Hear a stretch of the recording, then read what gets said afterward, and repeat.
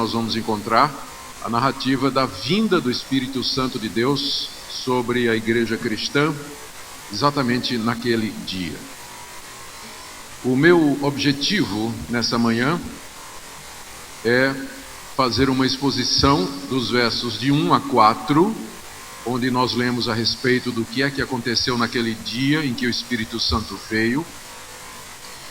Em seguida, explicar que há um sentido em que tudo aquilo que aconteceu há 2000 anos atrás e que está registrado aqui, não acontece mais hoje.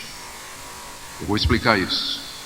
E depois eu vou dizer que há um sentido em que aquilo que aconteceu há 2000 anos atrás pode acontecer hoje. E ao fazer isso, a minha expectativa é trazer alguma luz, algum esclarecimento sobre esse tema que deveria unir a cristandade, mas infelizmente divide. Nós encontramos pentecostais, tradicionais, continuistas, cessacionistas e outras matizes diferentes de opiniões teológicas a respeito desse que é um evento central para a igreja cristã e que deveria, na verdade, ser até um ponto de união para nós. Não pretendo esclarecer tudo, é evidente que não dá para fazer isso, né? E mesmo que tivesse o tempo eu não teria a capacidade, mas eu vou tentar lançar alguma luz no que eu entendo são coisas claras a partir do texto. E você peça orientação a Deus, peça que o próprio Espírito Santo lhe ilumine, lhe guie, lhe esclareça, para que o que é central na passagem, o que é que essa centralidade representa, possa abençoar a sua vida. Vamos ler então Atos 2, de 1 a 4. Ao cumprir-se o dia de Pentecostes, estavam todos reunidos no mesmo lugar. E de repente veio do céu um som como de um vento impetuoso, e encheu toda a casa onde estavam assentados. E apareceram distribuídas entre eles línguas como de fogo, e pousou uma sobre cada um deles. Todos ficaram cheios do Espírito Santo, e passaram a falar em outras línguas, segundo o Espírito lhes concedia que falassem. Amém? Nosso Deus, te damos graças pelo dom do Espírito Santo, te damos graças que Ele já veio, está entre nós. Pedimos, nosso Deus, que Tu nos dês entendimento para compreender o registro do que aconteceu naqueles dias e entender, Senhor, qual é o Teu propósito e em que sentido aquele evento de 2000 anos atrás nos impacta aqui hoje, no Brasil. Pedimos que nos ilumines, nos guardes e que nos conduzas na interpretação da Tua palavra, em nome de Jesus. Amém. Existem algumas observações preliminares que nós precisamos fazer para entender esse texto. A primeira delas é que essa não foi a primeira vez que o Espírito Santo agiu na história. Você abrir o Antigo Testamento, você vai ver que em diversas ocasiões há o registro de que o Espírito de Deus agiu no meio do seu povo. Nós lemos, por exemplo, os grandes reavivamentos espirituais que aconteceram durante o período da monarquia. Reis como Josafá, reis como Ezequias, durante cujo reinado o Espírito de Deus veio poderosamente sobre a nação de Israel, apartando-a da adoração a outros deuses, tirando-a da idolatria, do sincretismo, da imoralidade e trazendo de volta a adoração do único e verdadeiro Deus. Nós chamamos aquelas ocasiões acontecidas no Antigo Testamento de reformas ou avivamentos espirituais.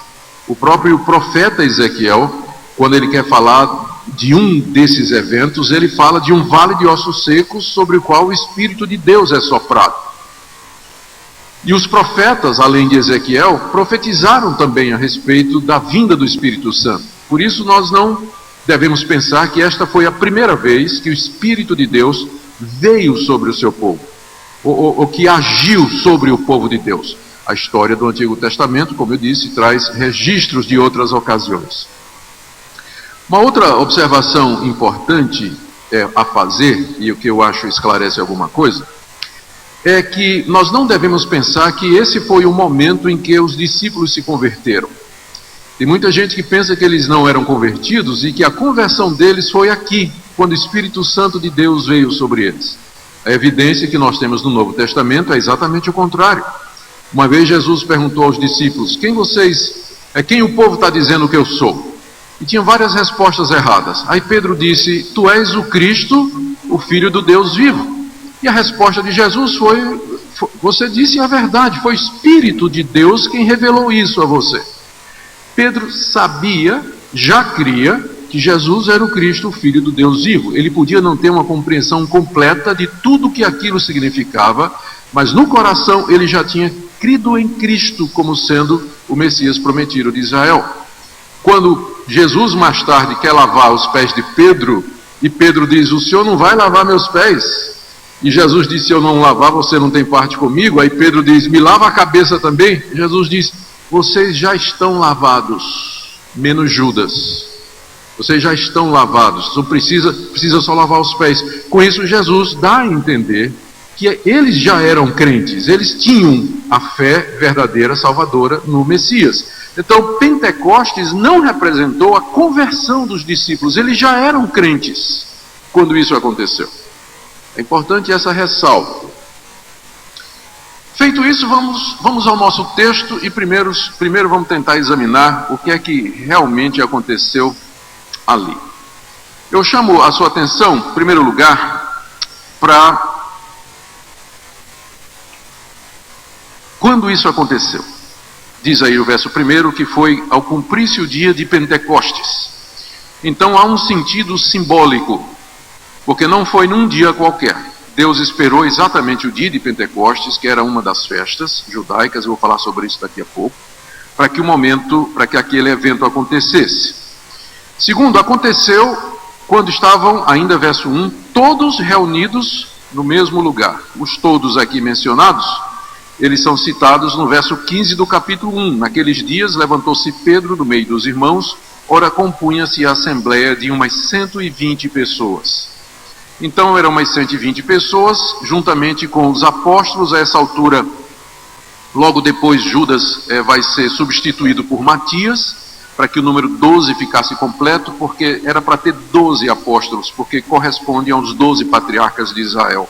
Por isso tinha que completar 12, para que quando o Espírito Santo viesse sobre a igreja completa, o Israel de Deus, em contrapartida ao Israel étnico com os 12 patriarcas.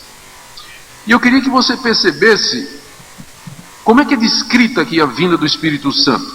Diz aí no verso 2, que de repente veio do céu um som como de um vento impetuoso e encheu toda a casa onde estavam, o quê? Não estavam ajoelhados, não estavam de pé orando, não estavam de pé clamando, eles estavam assentados. Não estou dizendo que eles não estavam orando para que Deus desse o Espírito Santo, porque diz o capítulo 1 que eles estavam diariamente em oração. Mas parece que no momento em que o Espírito Santo veio, eles estavam sentados. Judeu não ora sentado, judeu ora em pé com a mão levantada. Não estavam nem ajoelhados. E o interessante é que o início do verso 2 diz que de repente, ou seja, inesperadamente. Não é que eles não estavam esperando, porque Jesus tinha dito para eles: vocês serão revestidos de poder nesses dias. Jesus só não disse quando seria, mas disse: esperem a promessa do Pai, fiquem em Jerusalém, não saiam de lá. Eles estavam orando, estavam no cenáculo, estavam todos juntos, mas ninguém sabia exatamente o que é que ia acontecer, nem quando, e Deus os tomou de surpresa quando eles estavam sentados. De repente veio. O que quer dizer que Pentecostes não é o resultado do esforço humano, mas é uma ação soberana de Deus. Ele faz a hora que Ele quer e do jeito que Ele quer. Às vezes nós queremos fabricar avivamentos. Nós queremos planejar avivamentos. Queremos organizar a descida do Espírito Santo. Queremos determinar ao Espírito Santo o que é que Ele vai fazer. A gente pensa que ser cheio do Espírito Santo o crente é tão poderoso que ele determina ao Espírito Santo o que é que o Espírito Santo vai fazer. O senhor tem que curar no dia tal, a tal hora, em tal lugar, numa reunião de cura. Não estou dizendo que o Espírito Santo não possa fazer isso, mas não somos nós que vamos dizer ao Espírito Santo quando ele vai agir e o que é que ele vai fazer. Ser cheio do Espírito Santo é você ser tomado por Ele. Quem está no controle é Ele, não é você. Você não vai dar ordem ao Espírito Santo. Você não vai dizer para Ele o que é que Ele vai fazer. Eles estavam sentados e de repente, quase que inesperadamente, aconteceu tudo o que aconteceu. Pentecostes, como eu disse, é paradigmático. É a primeira vez que a igreja cristã recebe a descida do Espírito Santo. E, portanto, já estabelece o padrão de Deus. É como se Deus dissesse: sou eu quem envio o Espírito Santo. Você não pode me obrigar a fazê-lo. Você não pode organizar um Pentecostes. Você pode orar por ele. Você pode pedir por ele. Mas você não pode determinar quando, como e a quem. Porque isso está na mão soberana de Deus. E aí, diz o verso 3, que 3 sinais aconteceram. Os discípulos estavam esperando a chegada do Espírito. Não sabiam quando viria e nem como viria. Jesus não deu sinais. E de repente vieram estes sinais que tinham como objetivo confirmar que a promessa estava sendo cumprida. O primeiro foi aí, final do verso 2, aliás, o som de um vento impetuoso que encheu toda a casa. Muitos queridos irmãos leem essa passagem e pensam que foi um vento que soprou dentro da casa. Não foi vento que soprou dentro da casa. Leia o texto direito. O texto está direto dizendo que o som como de uma ventania encheu toda a casa. Se naquele momento Pedro tivesse soltado uma pena de galinha, a pena ia fazer isso. Tinha vento nenhum soprando. Eles ouviram o som de um vento impetuoso. Exatamente porque às vezes nós não lemos o que a Bíblia está dizendo, é que a gente associa determinadas manifestações do Espírito Santo exatamente com ventania, né? Tem pastor que sopra o Espírito Santo em cima dos outros, né? Está aqui, está lá, no dia de Pentecostes foi um vento. Não foi vento, foi o som de um vento que encheu toda a casa, o som de uma ventania. Já ouviram o som de uma ventania? Numa casa, especialmente que não tem forro, o vento correndo por entre as telhas, né? É bonito aquele som. É o som de um vento, mas não tinha vento nenhum. Era o som de um vento. Foi um sinal para os ouvidos. Em seguida diz que, verso 3, apareceram distribuídas entre eles línguas como de fogo, e pousou uma sobre cada um deles. Se o som de um vento, é interessante que a palavra vento é a palavra grega pneuma, que é a mesma palavra para espírito, pneuma. Espírito e vento em grego é a mesma coisa. E eu creio que Deus escolheu esse sinal do som de um vento para lembrar exatamente aos discípulos que o Espírito Santo é livre como o vento e que ele sopra onde ele quer, soberanamente. Você não tem controle sobre ele. Ele é que controla. Por isso o som de um vento, porque nós não controlamos o vento, né? Ele bate onde ele quer, sopra, e como o próprio Jesus diz em João, capítulo 3, você ouve a sua voz, mas não sabe de onde vem e nem para onde vai, indicando a ação soberana do Espírito de Deus. O segundo sinal foram estas línguas como que de fogo. Provavelmente eram chamas que apareceram sobre a cabeça de cada um deles. Havia 120 irmãos, juntamente com os apóstolos. O texto não especifica, mas é provável que isso apareceu, a língua de fogo apareceu sobre cada um deles. E aqui é mais um simbolismo. O fogo aqui aparece sobre cada um deles, provavelmente para indicar o poder do Espírito Santo, a luz que ele vai trazer. Uma das funções dele é exatamente iluminar o entendimento, esclarecer a compreensão, e o poder purificador que ele tem de purificar-nos dos nossos pecados e de nos levar no caminho da santificação. Provavelmente é isso que estas labaredas de fogo que aparecem na cabeça dos discípulos representavam. E tem o terceiro sinal, que foi um sinal agora na boca. O primeiro sinal foi para o ouvido, o som de um vento. O segundo sinal foi para os olhos, eles viram labaredas de fogo. E o terceiro sinal foi na boca, verso 4. Eles passaram a falar em outras línguas, segundo o Espírito Santo lhes concedia que falassem. Ou seja, palavra outras aqui significa que eles começaram a falar em línguas que não eram suas. Então aqueles homens, provavelmente, como eles eram da região da Palestina, eles eram todos judeus daquela região, eles provavelmente falavam o grego, que era a língua franca, todo mundo falava. Falavam aramaico, que era a língua que os judeus tinham aprendido no cativeiro, há 600, 700 anos antes, e que era a língua que se falava. E talvez hebraico, que era a língua erudita, que era falada na sinagoga, especialmente pelos sacerdotes, pelos levitas, e em que a escritura era lida. Talvez alguém falasse latim, porque latim era a língua do Império Romano, que controlava todo o mundo naquela época. Só que o milagre é que, de repente, estes homens começam a falar em nenhum desses idiomas. Em idiomas que eles não tinham conhecimento, que nunca tinham falado antes. Eles começam a falar em outras línguas. E diz aqui que isso era conforme o Espírito Santo concedia. Eles não tinham controle sobre que tipo de língua ele estava falando, e nem no próprio ato de falar, mas era uma concessão do Espírito Santo, era uma ação sobrenatural do Espírito Santo sobre eles, de maneira que de repente eles se encontraram extravasando todo aquele gozo e alegria num idioma que eles nunca tinham falado antes, nunca tinham aprendido. Por que eu estou dizendo isso? Que foi assim. Porque veja, em seguida, do verso 5 até o verso 11, a gente tem um relato do impacto disso na multidão. E Lucas, que registra Atos, diz assim, verso 5, estavam habitando em Jerusalém judeus, homens piedosos, vindos de todas as nações debaixo do céu. Eram judeus que moravam em tudo quanto era de nação, fora ali da Judéia, que tinha vindo para Pentecostes, que era uma das 3 grandes festas dos judeus. E a multidão, quando fez ouvir aquela voz, afluiu a multidão, que se possuiu de perplexidade, porquanto cada um os ouvia falar na própria língua. Aqui não está muito certo se o milagre foi nos apóstolos ou se foi no ouvido da multidão. O mais provável é que o milagre foi nos apóstolos, porque o Espírito Santo tinha descido sobre eles e não tinha descido sobre a multidão ainda.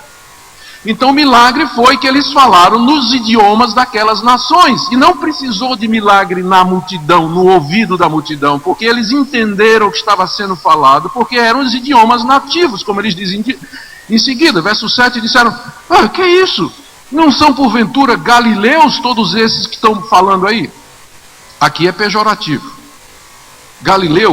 Os galileus moravam ao norte da Palestina, na Galileia, já chegando, encostando nas nações gentílicas. E os judeus de Jerusalém, da Judéia, o judeu de sangue puro, né, ele desprezava assim os galileus. Né? Era como se lá isso tivesse acontecido lá em São Paulo e o pessoal dissesse, quem são esses nordestinos aí?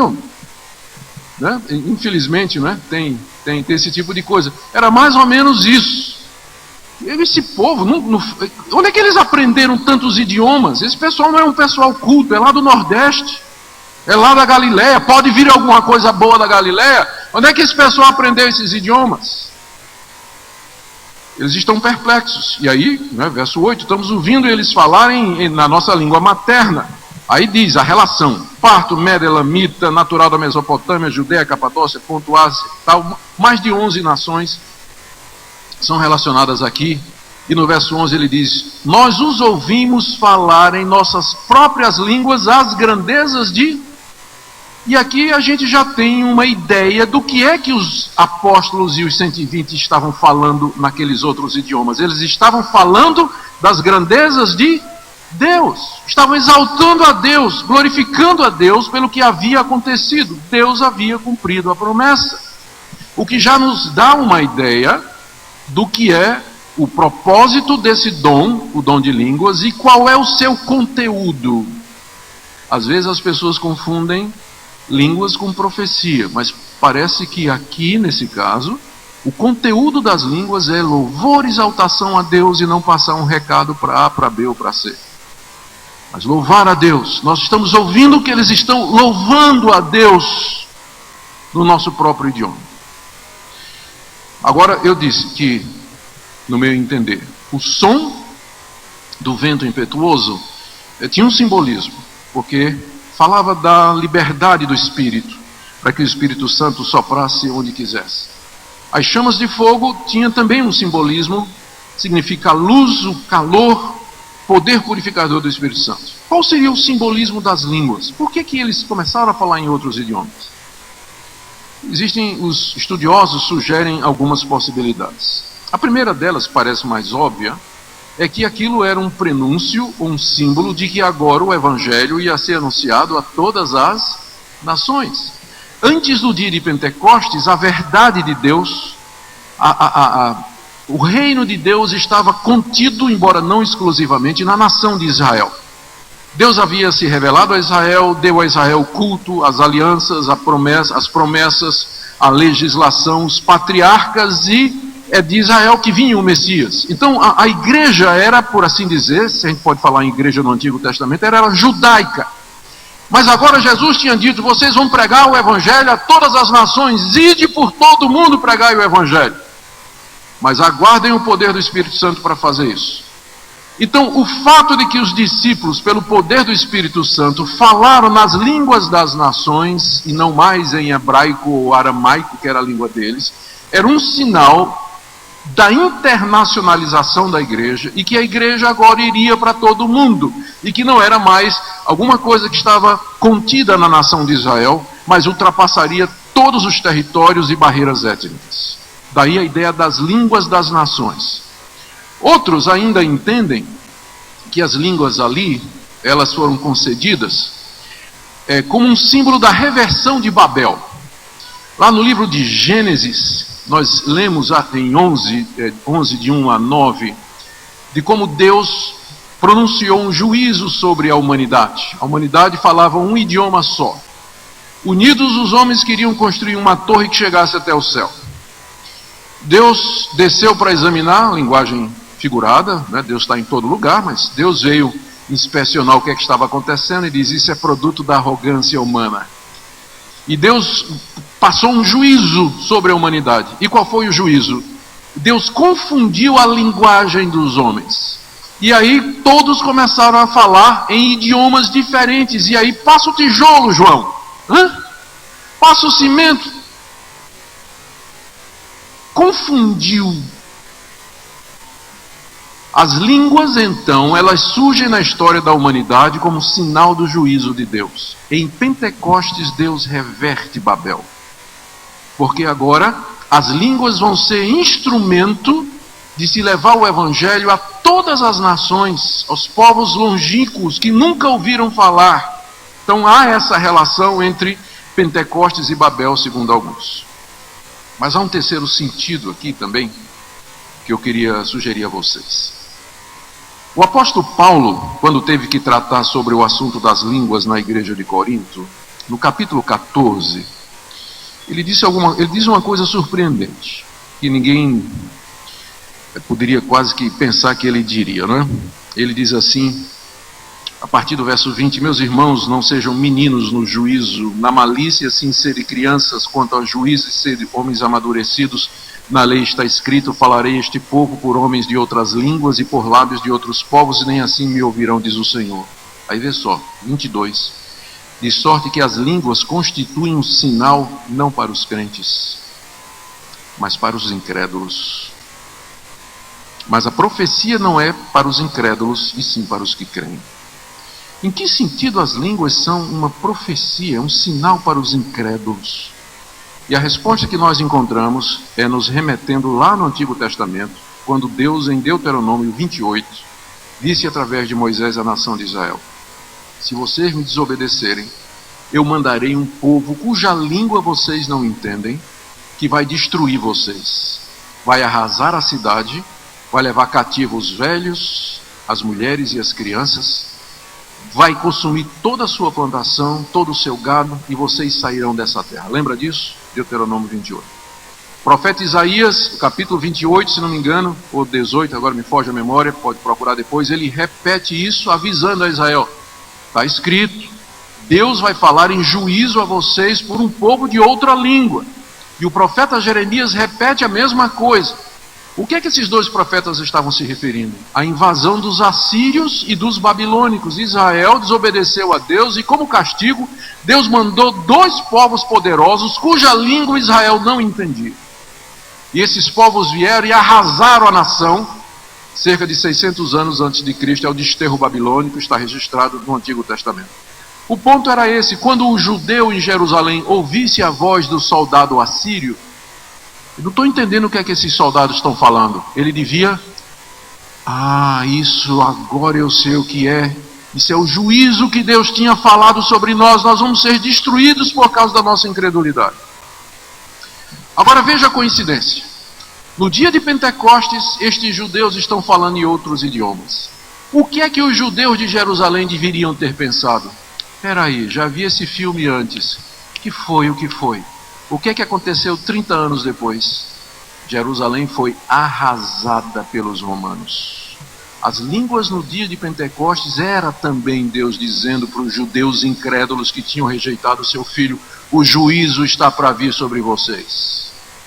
E 30 anos depois, Pentecostes é arrasado pelos romanos. Desculpa, Jerusalém é arrasado pelos romanos. Não ficou pedra sobre pedra por causa da incredulidade deles e porque eles rejeitaram o Messias. Então, as línguas, elas são ricas no seu significado. Elas significam elas mostraram o cumprimento da promessa. O Espírito Santo veio, indicou que esse Espírito iria falar a todas as nações dos mais diferentes idiomas, revertendo a maldição de Deus, e ao mesmo tempo era um aviso para a nação de Israel que o juízo de Deus se aproximava sobre eles, porque eles tinham rejeitado o Messias, conforme Moisés falou, conforme Jeremias falou, conforme Isaías falou, e conforme Paulo diz aqui: a língua é sinal para o incrédulo, para que ele perceba que o juízo de Deus esteja chegando. Então é por isso que nós precisamos usar esse dom, quando Deus o concede, com critério, porque ele tem mais implicações do que a gente pensa. Ele significa mais do que a gente pensa, e a gente precisaria... Acho que Deus quer que eu pregue sem esboço mesmo, né? Porque o meu papel está voando, o vento está soprando livre aqui, está levando o meu esboço para tudo quanto é lado aqui. Deixa aí.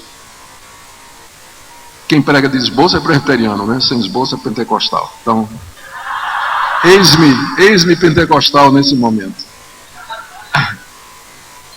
Bom,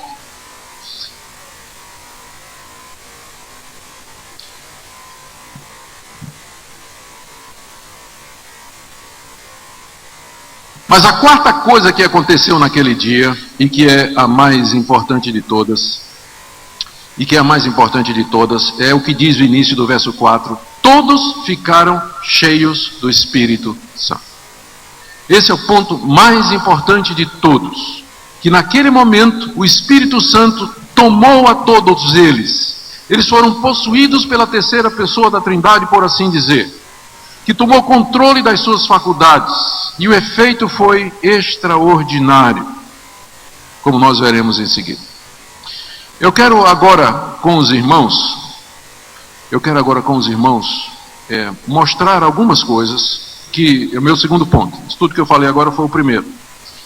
O segundo ponto é mostrar algumas coisas que sugerem que aquilo que aconteceu foi de uma vez para sempre. Um evento único e irrepetível. E eu trago alguns argumentos aqui. O primeiro deles é que aconteceu exatamente numa festa dos judeus. A data escolhida por Deus era simbólica. Pentecostes era a segunda das 3 festas dos judeus: Páscoa, Pentecostes, Tabernáculo. A festa de Pentecostes, também chamada Festa das Semanas ou Festa da Colheita, é quando o israelita começava a colher os primeiros frutos e ia ao templo durante uma semana oferecer a Deus as primícias.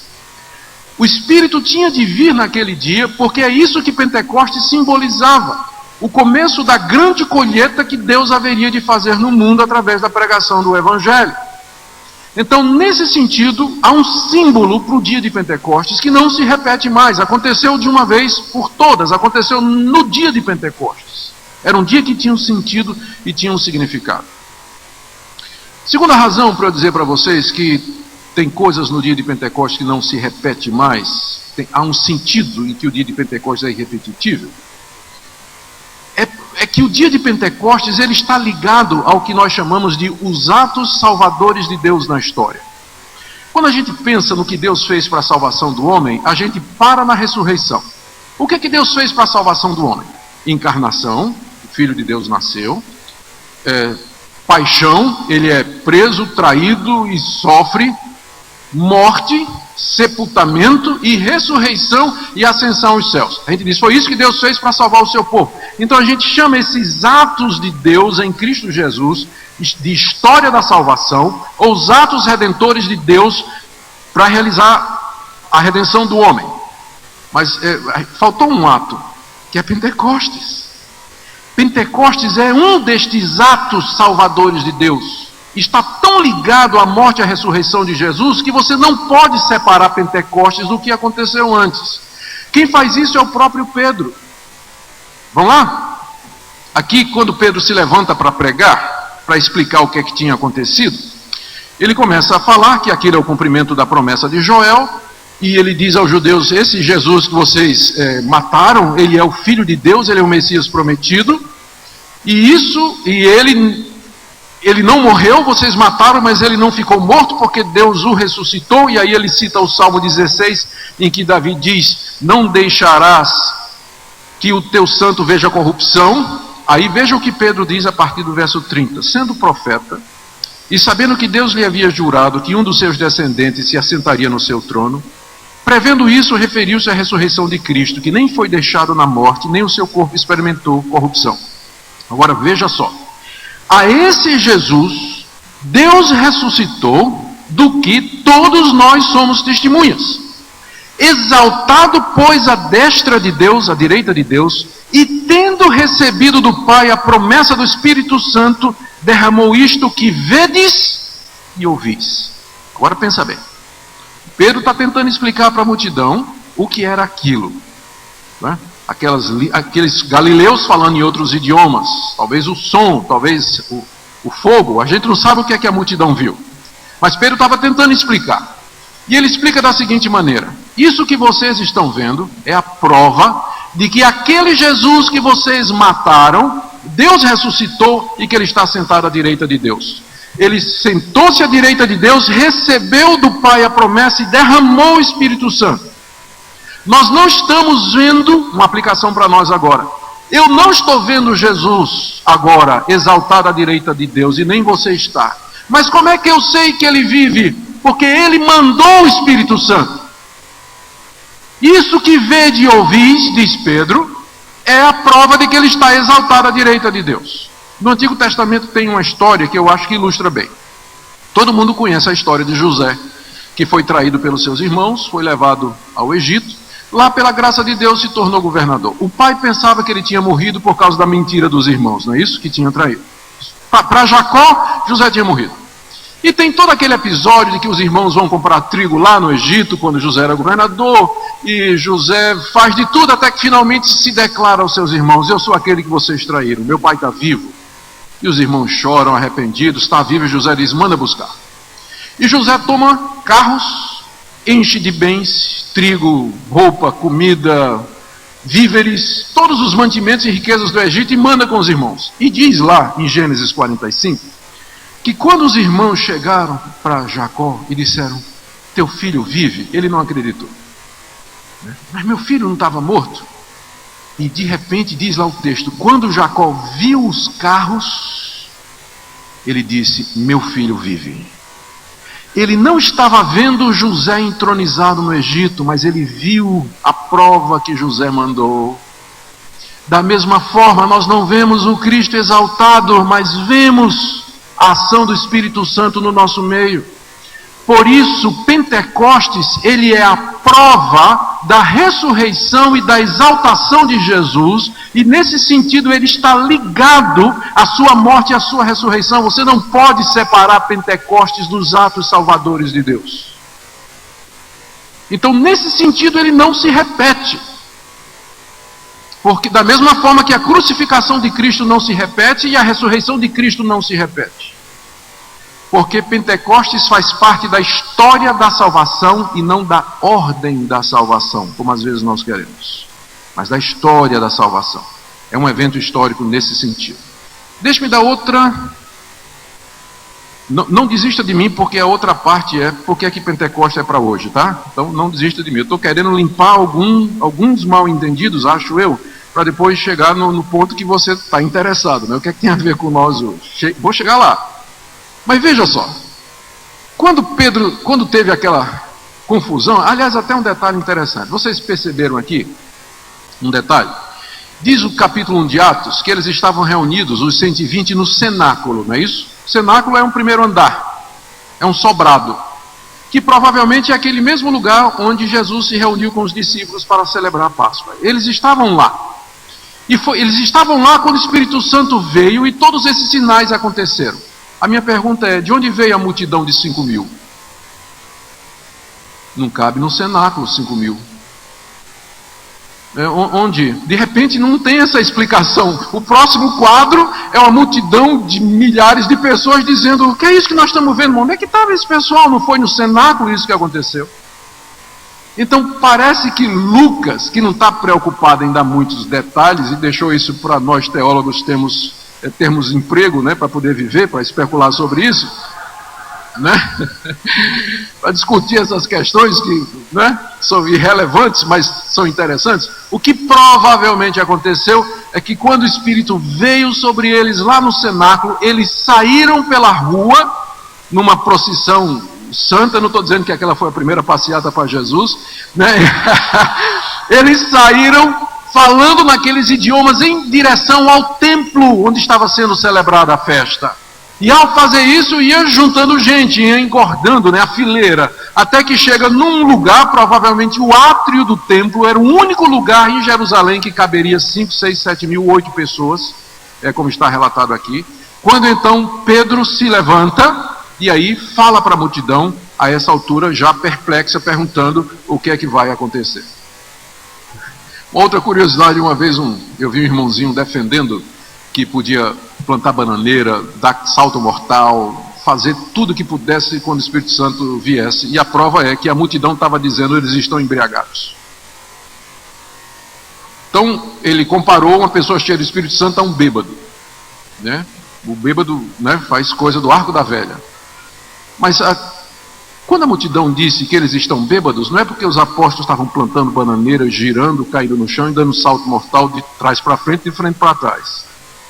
Mas eles disseram isso porque bêbados às vezes ficam dizendo coisas que você não entende. Era só por isso. Eles não estavam fazendo nenhuma atitude ou postura física a não ser de falar coisas que eles não estavam entendendo, como bêbados às vezes falam. Mas o pessoal quer usar isso aqui para justificar fazer pirueta em nome de Jesus. Faça pirueta em nome de Jesus, mas não usa Atos 2 para isso, por favor. Não usa Atos 2 para isso, que não está falando disso de forma nenhuma. Bom, mais um ponto a respeito do caráter único de Pentecostes é que quando Pedro foi explicar, diz aí no verso 2, no capítulo 2, verso 14, Pedro se levantou com os 11. Então, Pedro mais os 11 igual a 12, significa que para Lucas o número estava completo, portanto a eleição de Matias foi justa. Paulo não era o 12º, né? Porque ele diz Pedro e os 11, então o quadro estava completo, né? Paulo mesmo se considera um nascido fora de tempo. Aí Pedro se levanta e diz: esses homens não estão embriagados porque é 9 horas do dia. Naquele tempo ninguém ficava bêbado às 9 horas da manhã. Hoje o sermão de Pedro não faria o menor sentido, né? Mas naquela época ninguém ficava bêbado antes das 9 horas. Pedro diz: esse pessoal não está bêbado. Verso 16: mas o que ocorre é o que foi dito por intermédio do profeta Joel. E aqui você tem o primeiro sermão cristão. E sabe qual foi o tema? Isto é aquilo. É o primeiro tema do primeiro sermão cristão. Isto é aquilo. Isto que vocês estão vendo é aquilo que foi dito pelo profeta Joel. E o que é que o profeta Joel diz? Nos últimos dias derramarei do meu espírito sobre toda a carne. Você percebe que Pedro aqui mudou as palavras de Joel, né? Apóstolo pode fazer isso, você não. Você viu que ele mudou as palavras de Joel. Lá no contexto de Joel 2,28, Joel diz assim: e acontecerá que depois derramarei do meu espírito sobre toda a carne. Pedro interpreta o depois e diz: e acontecerá que nos últimos dias, ou seja, para Pedro, os últimos dias começaram quando? Com a descida do Espírito Santo. Eu sei que tem gente que está falando, os últimos dias chegarão. Meu amigo, os últimos dias começaram há 2000 anos. Nós estamos vivendo os últimos dias. Estamos vivendo a fase final da história desse mundo como nós a conhecemos. Os últimos dias já foram inaugurados no dia de Pentecostes. Por isso que eu digo que há um sentido em que Pentecostes é único. Ele inaugura os últimos dias, a última fase da igreja. Ele inaugura, ele é o princípio da igreja cristã. Então, nesse sentido, Pentecostes é um símbolo, é um marco histórico que não pode ser repetido, porque ele inaugura o início dos últimos dias, em que Deus está agindo no mundo, chamando um povo para si e preparando o mundo para o juízo final que se aproxima. E, portanto, o tempo é curto e a nossa urgência tem que ser grande. Outra coisa que eu quero comentar com vocês aqui, bom, eu acho que eu já falei o suficiente, para dizer algumas coisas referentes ao fato de que aquilo não acontece. O que é que eu quero dizer que isso não se repete? É porque às vezes as pessoas têm a impressão de que Pentecostes é paradigmático, ou seja, Deus está dizendo como Ele sempre quer fazer na igreja. Você vai ter que ter Pentecostes após Pentecostes, após Pentecostes, após Pentecostes. Mas eu estou sugerindo a vocês de que há um sentido em que isso não acontece. Só para dar um exemplo, no dia de Pentecostes, os sinais foram som de vento, língua de fogo e línguas faladas pelo poder do Espírito Santo. A maioria de nós está interessado só no terceiro. Cadê o som e cadê as línguas de fogo? Não é? Então, se era para repetir o pacote completo, o tempo todo, o pacote completo. Mas a gente sabe que não é assim, não foi sempre assim. Não foi sempre assim. Agora, gente, para a parte boa, para eu sair de bem aqui com vocês, o que é que isso tudo tem a ver conosco hoje? E eu quero apontar algumas coisas para nós, que para mim é o que tem a ver com o que nós estamos aqui. A primeira coisa que nós devemos lembrar quando nós pensamos em Pentecostes é que Cristo vive e está exaltado à direita de Deus. É isso que Pentecostes representa. Ele é a demonstração da exaltação de Cristo, da sua vitória, que Ele tem todo o poder no céu e na terra. Nós não podemos separar a obra do Espírito Santo de Cristo. Portanto, hoje, nos nossos labores, nós precisamos, como está escrito aqui, uma visão cristocêntrica, focar na pessoa de Jesus, porque Ele mandou o Espírito Santo para exaltá-lo, para glorificá-lo, para elevá-lo diante das nações como o único mediador entre Deus e os homens. Você não pode separar a ação do Espírito Santo da pessoa de Jesus. Em qualquer movimento onde o Espírito Santo é o centro e Cristo está no segundo lugar, eu não creio que é o Espírito Santo. Porque ele não se glorifica, ele glorifica a Cristo. Foi para isso que ele foi mandado. E se você quiser saber se uma pessoa é espiritual ou se um movimento é espiritual, a pergunta que você tem que fazer não é a respeito das manifestações do Espírito Santo, mas o quanto do caráter de Cristo, da pessoa de Cristo e da obra de Cristo se revela naquela pessoa ou naquele movimento. Ali você vai ter o Espírito Santo. Mas qualquer movimento, ministério ou indivíduo que focaliza na pessoa do Espírito Santo e nas suas manifestações, a ponto de colocar Cristo em segundo lugar, eu não creio que isso seja o Espírito Santo. Pode ser outro Espírito, mas o Santo não. Não o Santo. Porque a vinda dele está ligada exatamente à exaltação de Cristo Jesus. Você não pode separar as duas coisas. Segunda coisa. Pedro disse que aquilo que aconteceu é para nós. No mesmo sermão, quando ele terminou de pregar e a multidão fez o apelo, vocês notaram a diferença, né? Quando o Espírito Santo de fato está agindo, Não é o pregador que faz apelo, quem faz é a multidão. Quando Pedro terminou de pregar, verso 37, ouvindo ele estas coisas, compungiu-se o coração e perguntaram a Pedro: o que faremos, irmãos? E 3.000 se converteram. Hoje a gente prega 3.000 sermão para um se converter. Pedro num dia pegou 3.000, um sermão, e 3.000 se converteram, né? E isso é Pentecostes. Ele não fez apelo, né, e apelação, não precisou. Quando o Espírito de Deus de fato está agindo, como vento, como fogo, a multidão é que vai gritar: eu quero, ai de mim que sou pecador. Será que Deus terá misericórdia de mim? Pode Deus aceitar um pecador como eu? Você não precisa apelar dizendo assim: dê uma chance a Jesus, coitadinho, ele está de braços abertos esperando que você tome uma decisão. Aí você: tá bom, eu vou aceitar. Não, tem que vir de joelhos, quebrantado, chorando, arrependido pelos pecados. Você não está fazendo favor a Jesus não, quando você se arrepende e crê. Amém? Pode aplaudir, gente.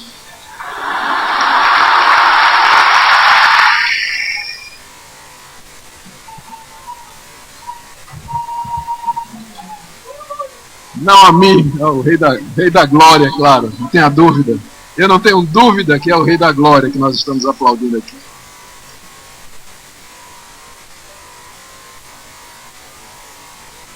Segunda coisa, então. Pedro, no discurso dele,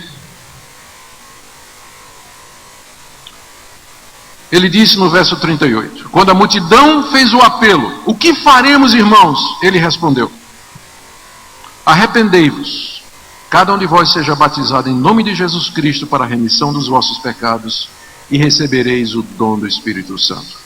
O dom do Espírito Santo aqui não é nenhuma daquelas manifestações, mas é o Espírito Santo como dom. Ele é o dom, ele é a dádiva de Deus que Deus dá a todo aquele que se arrepende e crê. Então é nesse sentido que Pentecostes é para nós hoje. Porque o Espírito de Deus veio para a igreja, ele está presente na igreja, e todos os que se arrependem e creem, eles recebem o dom do Espírito Santo.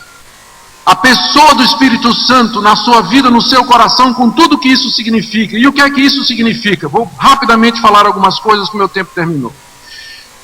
Transformou o covarde pescador Pedro, que tinha negado a Jesus, num homem corajoso que se levanta diante de uma multidão que havia crucificado Jesus 50 dias antes e diz: vocês mataram o autor da vida, arrependam-se e creiam.